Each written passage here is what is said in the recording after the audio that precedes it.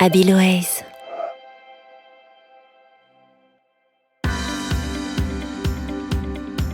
Bonjour, je m'appelle Émeraude Lamier, je suis consultante digitale pour une société qui s'appelle L'Homme a vu l'ours. Elle est spécialisée dans le social media et notamment dans le milieu de la crise. En cas de crise, il y a 3 différences majeures entre médias traditionnels et sur les réseaux sociaux. La plus flagrante, c'est bien évidemment la temporalité. Vous êtes dans un monde où tout est connecté, où tout est web, donc forcément le community manager, ça le force à être dans une temporalité très très courte. Le deuxième point, c'est bien évidemment la transparence. Une marque aujourd'hui doit s'imposer avec son propre discours et il doit être le plus authentique possible. Le troisième point, c'est l'interactivité. Le community manager doit réagir tout de suite, 15 minutes, grand maximum. Donc, avec cette temporalité très courte, malheureusement, vous n'avez pas le droit de bannir, de signaler les internautes. Il faut absolument répondre.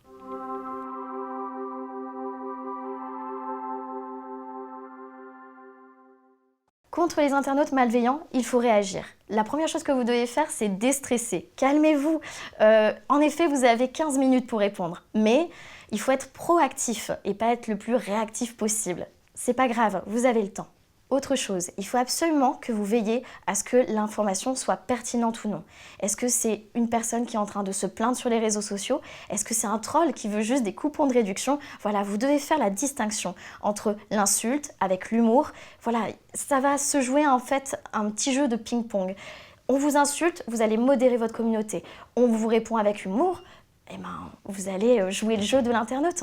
Pour démanteler les arguments de vos détracteurs, il faut absolument répondre, dans tous les cas. En effet, chaque crise est différente, mais plus vous allez vous préparer à la crise, mieux ce sera.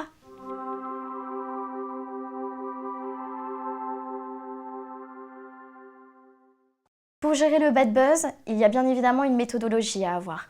La première, il faut penser à son schéma de gouvernance. Vous n'êtes pas seul derrière votre PC, il faut vous accompagner de plusieurs personnes. Donc, quels sont vos référents dans ces cas-là? Est-ce que c'est le directeur communication? Est-ce que c'est la DIRCOM au contraire? Ou est-ce que ce sont des équipes, nous on peut appeler ça la Digiteam, une équipe digitale qui s'occupe de la crise en temps réel? Et à côté de ça, il faut s'occuper de votre ligne éditoriale en cas de crise. Vos thématiques seront différentes que votre ligne éditoriale globale. Donc là, vous mettez chacune de vos thématiques, voilà, religion, sexe, politique, discrimination, attentats, parce que bien évidemment, il faut aussi penser aux attentats. Qu'est-ce que je fais? Qu'est-ce que je réponds à ma communauté lorsque l'on traite ce type de thématique?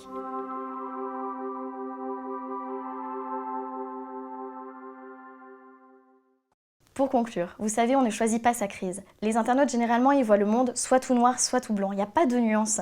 Et c'est assez compliqué à gérer. La pire crise que j'ai pu rencontrer, notamment, c'était pour un grand groupe d'assurance sur Twitter. Et c'était malheureusement le 13 novembre 2015.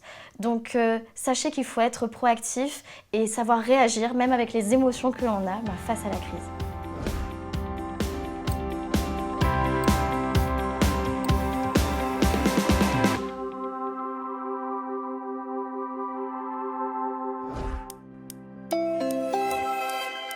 Abiloaise.